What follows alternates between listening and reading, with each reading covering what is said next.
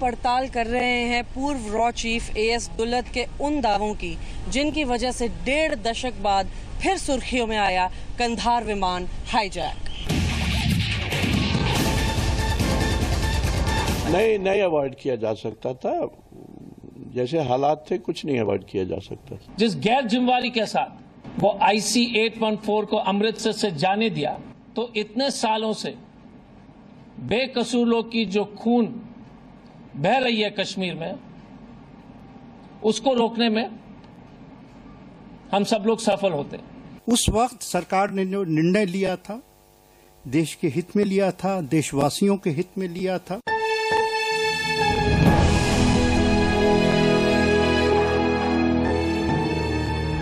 चौबीस दिसंबर 1999 को Indian airlines के IC 814 विमान को आतंकियों ने काठमांडू से हाईजैक किया था। क्या IC 814 को अमृतसर में छुड़ाया जा सकता था? लोगों का कहना है कि अगर कोई भी अवतारी दिखाने की कोशिश करेगा तो सबको गोली मार दी जाएगी। वो सब स्काई में और पायलट के सिवा कोई कम्युनिकेशन नहीं। हमारे पास अवसर था।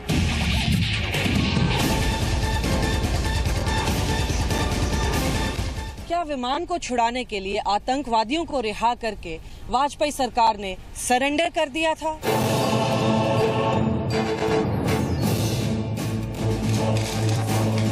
कि दो ही विकल्प थे सरकार के सामने जब प्लेन हाईजैक हो गया जहाज, तो now we have to think about the passengers.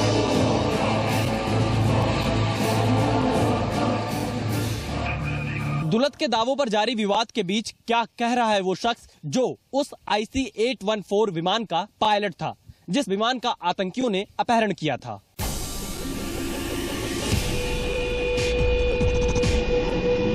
आखिर सच कौन कह रहा है? क्या है कंधार विमान हाईजैक की सच्चाई? कौन सही था और कौन गलत?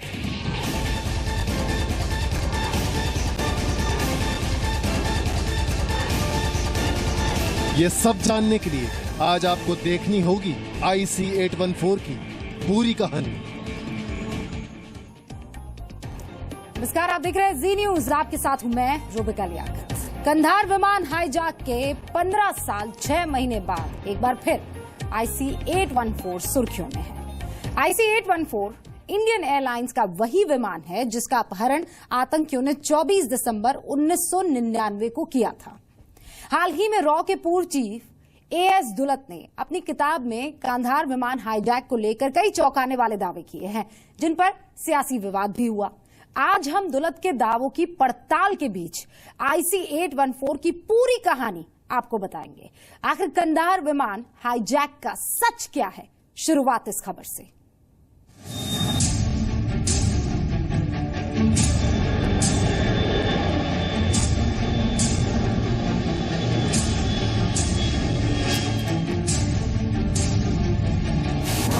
दो चेहरे, दो किताबें और 15 साल 6 महीने बाद फिर से जिंदा हो गया कंधार विमान हाईजैक का जिन।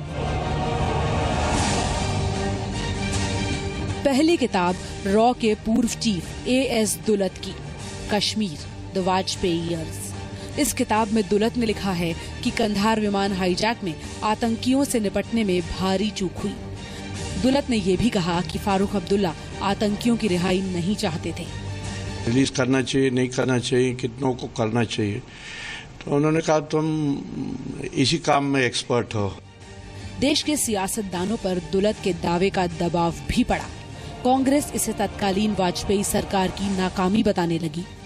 वो IC 814 को अमृतसर से जाने दिया, इसके चलते हुए ये 3 आतंकवादी को रिहा की गई और इन 3 आतंकवादी को रिहा करने के कारण हजारों को मौत के घाट में पहुंचा दिया गया आतंकवादी के द्वारा। दुल्लत के दावों को यशवंत सिन्हा ने न खारिज किया न कबूल किया। ऊफप शब्द का इस्तेमाल जो उन्होंने किया वो था जो क्राइसिस मैनेजमेंट ग्रुप के कॉन्टेक्स्ट में, कि अमृतसर में जब प्लेन रुका था उस समय क्यों नहीं कोई कार्रवाई हो पाई। विवाद बढ़ता देख चंद घंटों में दुलत अपने किताबी दावे के विपरीत आकर खड़े हो गए। देखिए, मैं नहीं समझता कि इसमें कोई भी बीजेपी की कोई वीकनेस थी, बल्कि प्राइम मिनिस्टर वाजपेयी में एक खूबी थी कि उनके समय 3 बहुत बड़े क्राइसिस हुए। पहले कारगिल हुआ, फिर 814 का हाईजैकिंग हुआ और उसके बाद पार्लियामेंट का अटैक हुआ। And he dealt with it all in a very calm composed manner. 24 दिसंबर 1999 को इंडियन एयरलाइंस के जिस IC-814 विमान का अपहरण हुआ था, उस विमान के पायलट कैप्टन देवी शरण ने भी flight into fear the captain story नाम की किताब लिखी है। ये किताब कंधार विमान हाईजैक के दौरान कैप्टन की आप बीती है। कैप्टन देवी शरण ने लिखा, विमान में 5 आतंकी थे। उनके पास हैंड ग्रेनेड, 4 रिवॉल्वर और 1 चाकू था। आतंकी धमकी दे रहे थे कि विमान लाहौर एयरपोर्ट ले चलो, नहीं तो यात्री मारे जाएंगे। मेरी पहली प्राथमिकता यात्रियों की सुरक्षा थी। IC-814 के पायलट देवी शरण के मुताबिक अमृतसर एयरपोर्ट पर बिताए 49 मिनट उनके लिए सबसे खौफनाक थे। आखिर क्यों? क्या हुआ था तब जब IC-814 विमान अमृतसर एयरपोर्ट पर लैंड हुआ था? रविंद्र कुमार के साथ रुचिका तलवार, जी मीडिया, दिल्ली। वो तारीख थी 24 दिसंबर 1999। काठमांडू एयरपोर्ट से IC-814 विमान दिल्ली के लिए उड़ान भर रहा था। विमान में 178 यात्री सवार थे। किसी को नहीं पता था कि काठमांडू से 1.5 से 2 घंटे में दिल्ली पहुंचने वाले इस विमान को 7 दिन लग जाएंगे।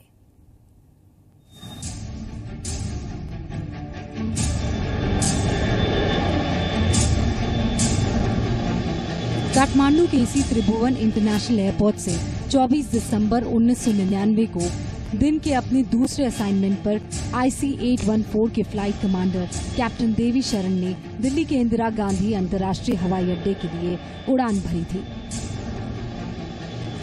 काठमांडू से दिल्ली के सफर में IC-814 विमान जैसे ही भारत की हवाई सीमा में दाखिल हुआ, भारतीय समय के मुताबिक शाम 5:30 बजे 5 नकाबपोश बंदूकधारी विमान को अगवा कर चुके थे।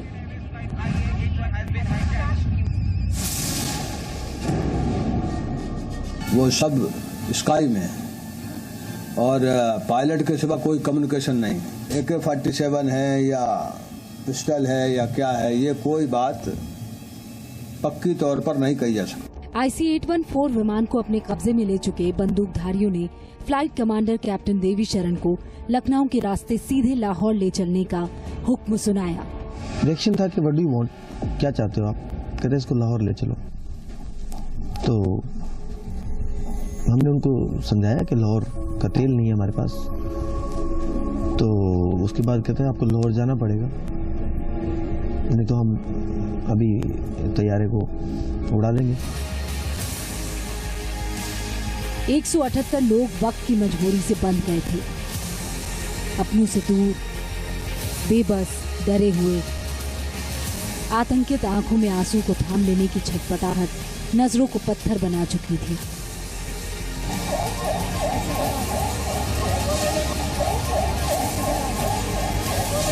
इंडियन एयरलाइंस का विमान अगवा होने के बाद सरकार राजनीतिक स्तर पर हरकत में आती। उससे पहले कैबिनेट सचिव प्रभात कुमार की अध्यक्षता में क्राइसिस मैनेजमेंट ग्रुप हालात पर अपनी माथापच्ची शुरू कर चुका था। 24 दिसंबर 1999 की शाम 6 बजे हो रही इस बैठक में विमान के लाहौर पहुंचने के हालात पर चर्चा जारी थी। तभी शाम 6:04 पर पायलट देवी शरण ने अमृतसर के एयर ट्रैफिक कंट्रोल से संपर्क साधा। हम अमृतसर से 14 मील दूर हैं। हमारे पास सिर्फ 1 घंटे का ईंधन है और पाकिस्तान अपने एयर स्पेस में आने की इजाजत नहीं दे रहा है। मैं तो गन पॉइंट पे जा रहा था, I was heading for Lahore only. तो फिर आगे जाके भी मेरे को यही बोला गया कि लाहौर इज नॉट अवेलेबल। मैंने लाहौर को कांटेक्ट किया, they said Lahore is closed for you, you can not enter the territory of Pakistan. अपहरणकर्ता भारत की जमीन पर विमान को लैंड नहीं कराने पर अड़े थे। आशंका थी कि विमान को क्रैश भी कराया जा सकता था। शाम 6:30 बजे इस्लामाबाद में भारतीय उच्चायोग ने विमान को लाहौर में उतरने की इजाजत मांगी, लेकिन पाकिस्तान का जवाब नहीं आया। इस बीच शाम करीब 6:45 बजे विमान के पायलट देवी शरण हाईजैकर्स को विमान अमृतसर में लैंड कराने के लिए राजी कर चुके थे। क्राइसिस मैनेजमेंट ग्रुप ने अमृतसर के राजा सांसी एयरपोर्ट के अधिकारियों को IC-814 विमान को ज्यादा से ज्यादा वक्त के लिए खड़ा रखने का निर्देश दिया, ताकि अगली रणनीति अमल में लाई जा सके। विमान को वहीं खड़ा रखने के लिए टायर पंक्चर करने की तैयारी भी की गई। पंजाब पुलिस के जवान भी तैनात किए गए और आखिर में एक टैंकर को भेजा जाने लगा ताकि विमान का रास्ता रोका जा सके। टैंकर का ड्राइवर तेजी से रनवे की ओर बढ़ने लगा। इतने में वॉकी टॉकी से उसे सुस्त रफ्तार से आगे बढ़ने के लिए निर्देश दिया गया। टैंकर के ड्राइवर ने ये निर्देश सुनकर अचानक ब्रेक दबा दिया। इससे हड़बड़ी में आए हाईजैकर्स ने ATC क्लियरेंस मिलने का इंतजार किए बगैर पायलट देवी शरण को विमान उड़ाने पर मजबूर कर दिया। 24 दिसंबर 1999 को शाम 7:49 पर अमृतसर से टेक ऑफ करते वक्त टैंकर से विमान की टक्कर होते होते बची। अमृतसर पहुंचा विमान।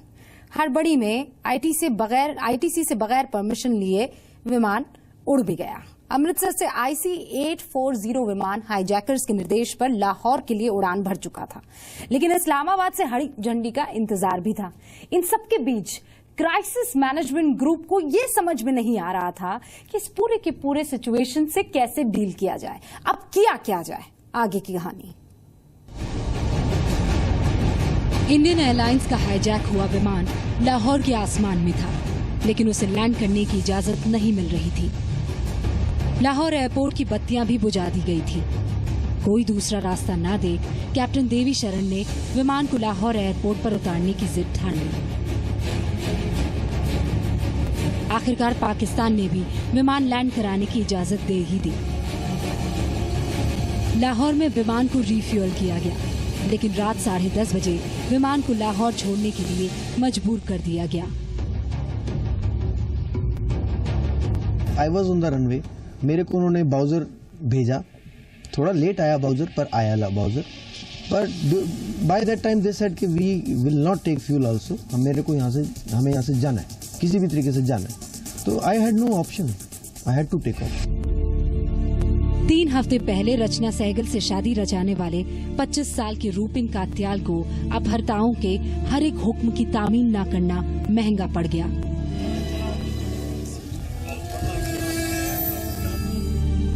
खंजर घोंपकर उनका कत्ल कर दिया गया।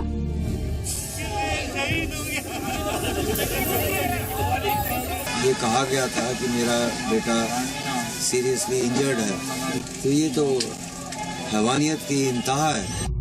हाईजैकर्स ने 17 लोगों से मारपीट भी की। लाहौर से विमान काबुल होता हुआ मस्कट और ओमान तक गया, लेकिन विमान को लैंड कराने की इजाजत कहीं नहीं मिली। आखिरकार हाईजैकर्स के चंगुल में आने के करीब 9 घंटे बाद विमान दुबई की जमीन पर लैंड कर सका। 1999 में दिसंबर के अंत में जो कांदाहार का घटना हुआ था भारत के लिए, ये एक बहुत ही अहम तजुर्बा था भारत के लिए, खास सुरक्षा और कूटनीति के दृष्टिकोण से। यूनाइटेड अरब एमिरेट सरकार के दबाव में अपहर्ताओं ने दुबई में 27 यात्रियों को रिहा किया। उन्हें भारत लाने खुद तत्कालीन नागरिक उड्डयन मंत्री शरद यादव अगले दिन यानी 25 दिसंबर को दुबई गए। रूपिन कात्याल का शव भी हाईजैकर्स ने सौंप दिया। दुबई में हाईजैकर्स के खिलाफ कमांडो कार्रवाई की तैयारी के साथ भारत ने IL-76 विमान भी रवाना किया था, लेकिन दुबई से 1 घंटे की दूरी पर ही कमांडो दस्ता ला रहे विमान का रास्ता रोक दिया गया। IC-814 की उस कहानी को एक बार फिर से यहां पर आपके सामने रख रहे हैं।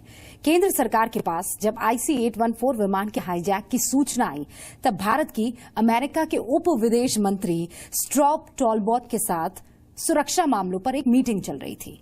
तत्कालीन वाजपेयी सरकार को आतंकियों ने डेडलाइन भी दे रखी थी। जो करना था अब बहुत जल्दी करना था।